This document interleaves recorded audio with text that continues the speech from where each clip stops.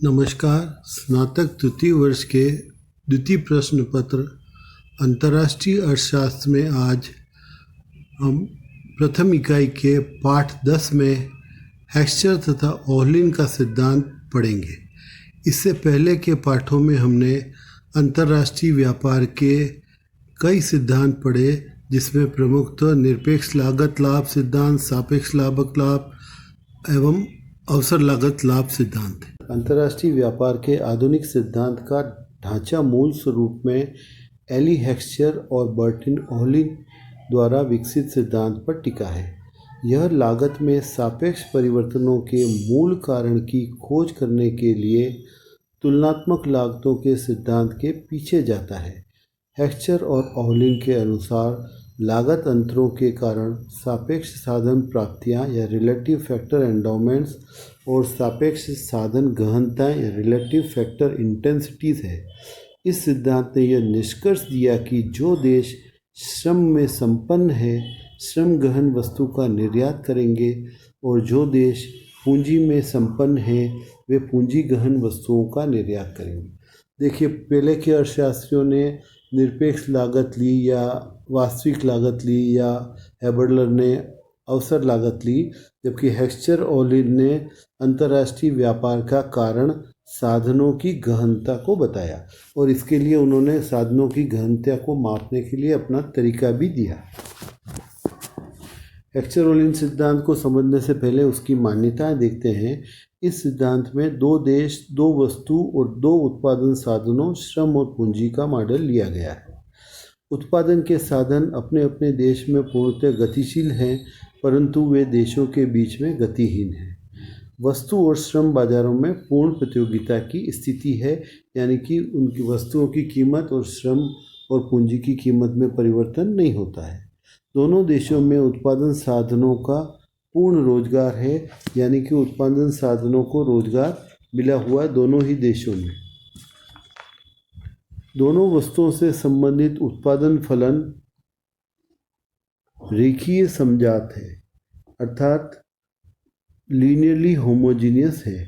इसका मतलब ये होता है कि उत्पादन पैमाने के स्थिर प्रतिफलों के अंतर्गत होता है। दोनों देशों में उत्पादन की तकनीक में कोई परिवर्तन नहीं होता। इसी प्रकार दोनों देशों में उपभोक्ताओं की रुचियों में, ढंग में एवं विभिन्न वस्तुओं के लिए मांग फलन एक समान है। निरपेक्ष अर्थों में साधन प्राप्तियां, फैक्टर एंडोमेंट्स दोनों देशों में समान रहती है, परंतु दो साधनों की सापेक्ष साधन प्राप्तियां अनानुपातिक है, यानी कि फैक्टर एंडोमेंट दोनों देशों में समान रहते हैं, लेकिन उनका जो अनुपात है वो बराबर नहीं है। दोनों देशों में उत्पादन फलन इस प्रकार के हैं कि दो वस्तुएं भिन्न भिन्न साधन गहनता दर्शाती हैं। अर्थात जो मान लीजिए कोई एक वस्तु पूंजी प्रधान वस्तु है, जैसे मशीन का उत्पादन होता है तो पूंजी प्रधान है, और दूसरी वस्तु श्रम प्रधान है, जैसे कपड़ा। तो दोनों देशों में उत्पादन फलन इस प्रकार है कि दोनों वस्तुएं कपड़ा और मशीन की साधन गहनताएं को दर्शाते हैं और वो एक समान रहती है।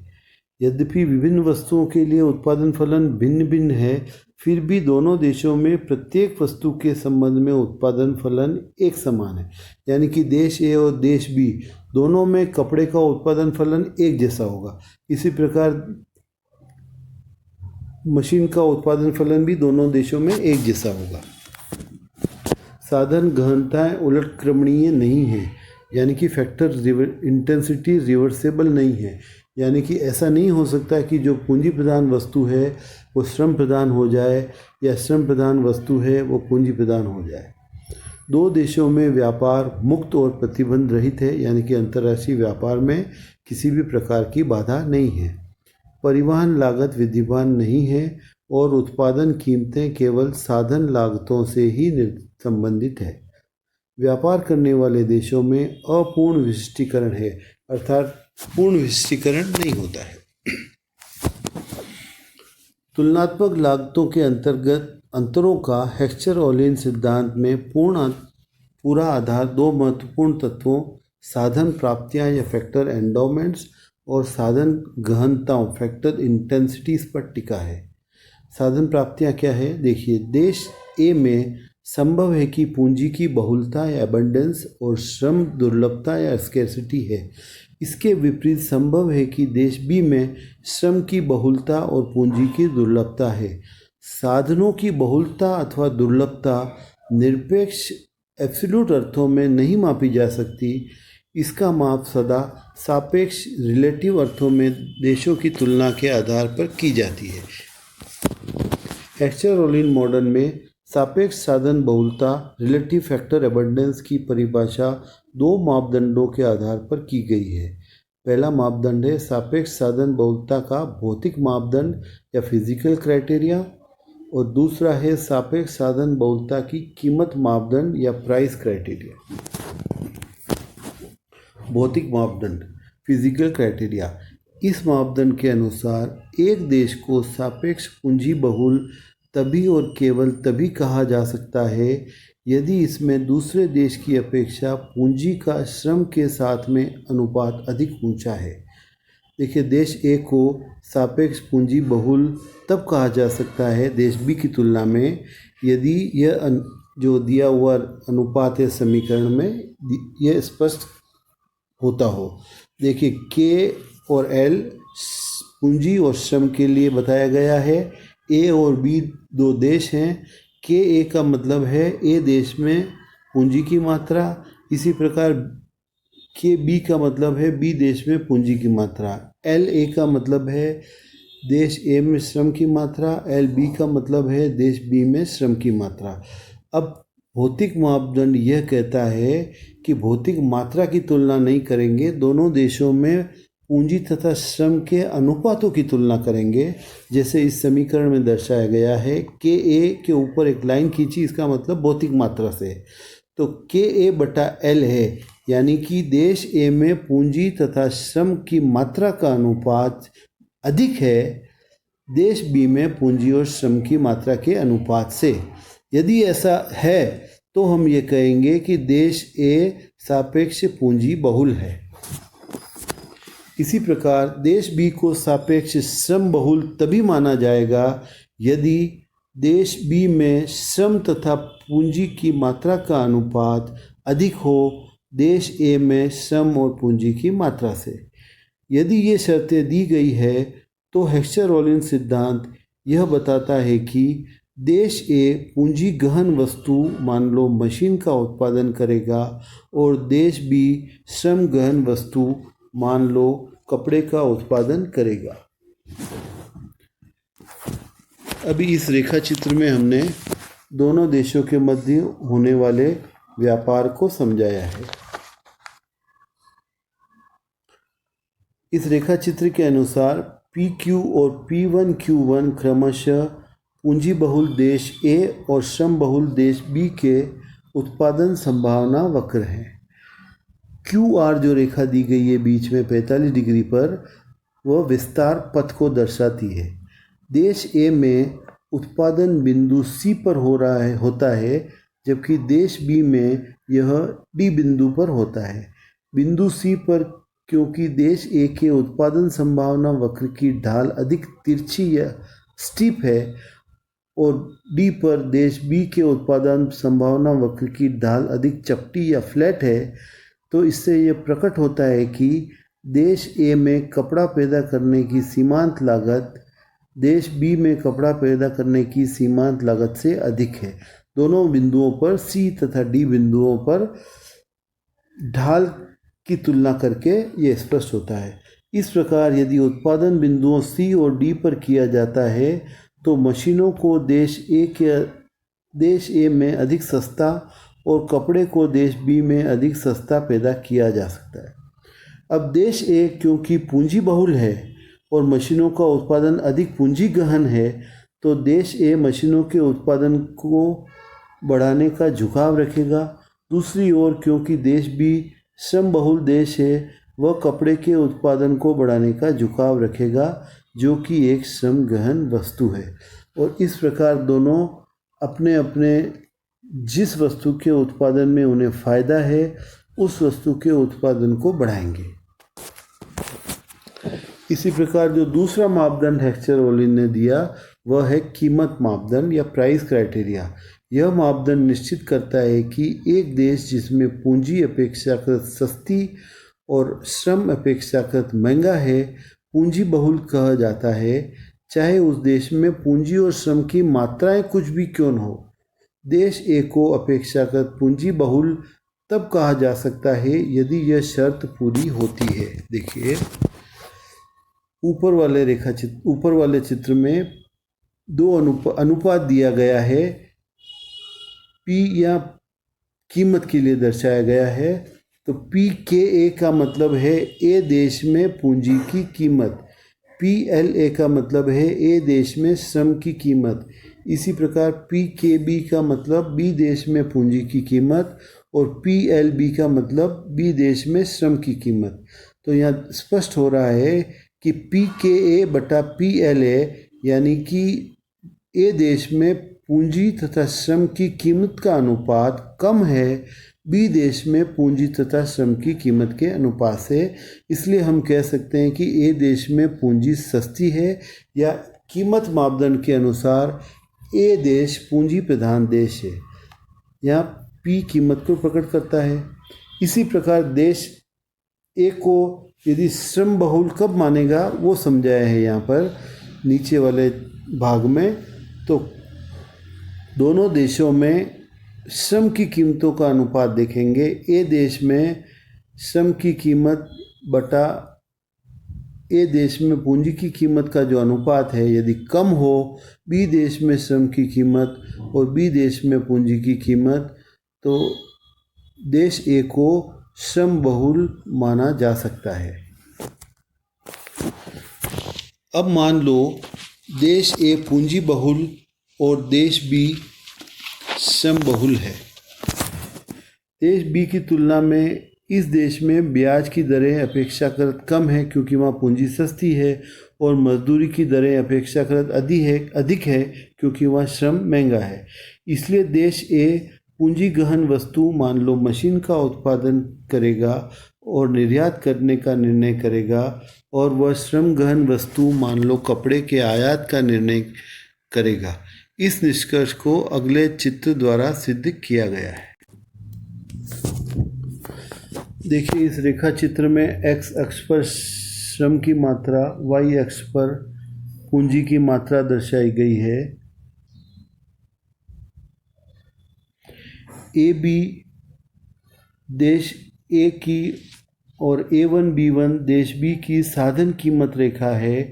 ए बी की ढाल क्योंकि A1 B1 से अधिक है, इसका अर्थ है कि देश ए में पूंजी अपेक्षाकृत सस्ती है और श्रम देश बी में अपेक्षाकृत सस्ता है। इससे यह प्रकट होता है कि देश ए में पूंजी बटा श्रम का अनुपात कम है देश बी की तुलना में। साधन कीमत रेखा ए बी पूंजी गहन वस्तु मशीन के सम उत्पादन वक्र आइसोक्वांट को आर बिंदु पर स्पर्श करता है या टेंजेंट बनाता है। इसका अर्थ है कि देश ए मशीनों की कुछ संख्या, मान लीजिए 100 मशीन, पूंजी की ओ के इकाइयों और श्रम की ओ एल इकाइयों के प्रयोग से पैदा कर सकता है। श्रम की ओ एल मात्रा पूंजी की ए के मात्रा के समान है। दूसरे शब्दों में पूंजी की दृष्टि से देश ए में 100 मशीनों को पैदा करने का खर्च पूंजी की ओ ए मात्रा है।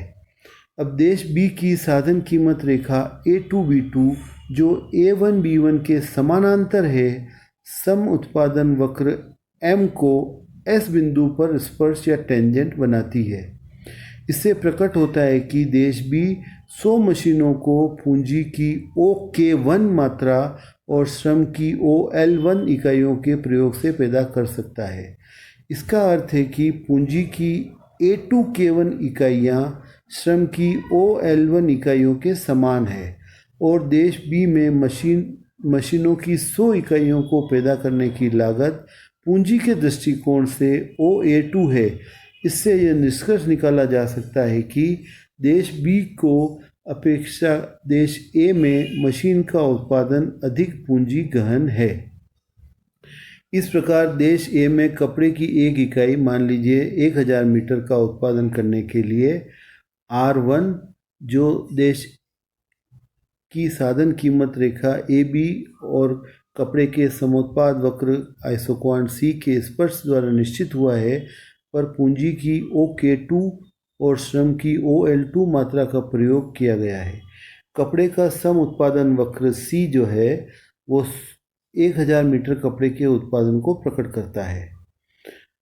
जब यह साधनों का संयोग दिया है तो पूंजी की OK2 इकाइयाँ श्रम की BL2 इकाइयों के समान है और 1000 मीटर कपड़े के उत्पादन की लागत श्रम की दृष्टि से OB है।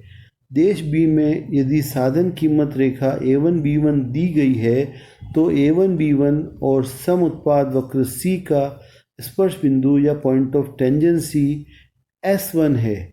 देश B 1000 मीटर कपड़े का उत्पादन करने के लिए पूंजी की OK3 और श्रम की OL3 इकाइयों का प्रयोग करता है। अब पूंजी की OK3 मात्रा श्रम की B1L3 इकाइयों के समान है।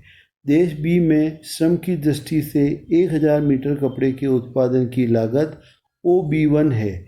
यह दर्शाता है कि 1000 मीटर कपड़े का उत्पादन करने में देश A की अपेक्षा श्रम बहुल देश B अधिक श्रम का उपयोग करता है। B कपड़े के उत्पादन और निर्यात में विशिष्टीकरण करेगा, जबकि देश A अधिक पूंजी गहन वस्तु के उत्पादन और निर्यात में विशिष्टीकरण करेगा। इस प्रकार हमने कीमत मापदंड के अनुसार ये समझाने का प्रयास किया कि दोनों देशों में यदि कीमत मापदंड के अनुसार अंतर हो तो कौन सा देश किस वस्तु का उत्पादन और निर्यात करेगा। हेक्स्चर-रोलिन ने अपने सिद्धांत में पूंजी तथा श्रम की बहुलता के आधार पर अंतर्राष्ट्रीय व्यापार को बहुत अच्छी तरह से समझाया। फिर भी इसकी कुछ कमियां या आलोचनाएं हैं, वो इस प्रकार है। यह आंशिक संतुलन विश्लेषण पर आधारित है, जो कि सभी चीज़ों को एक साथ विश्लेषण नहीं करता। दूसरा, यह अति सरलीकरण करने वाली मान्यताओं पर आधारित है, जिसमें पूर्ण रोजगार की स्थिति या पैमाने के समतामान प्रतिफल आदि जो भी इसकी मान्यताएं हैं वह अति सरलीकरण करने वाली है। तीसरी इसकी आलोचना की जाती है, यह स्थैतिक विश्लेषण है, स्टैटिक विश्लेषण है, जो परिवर्तनों को नहीं समझा पाता।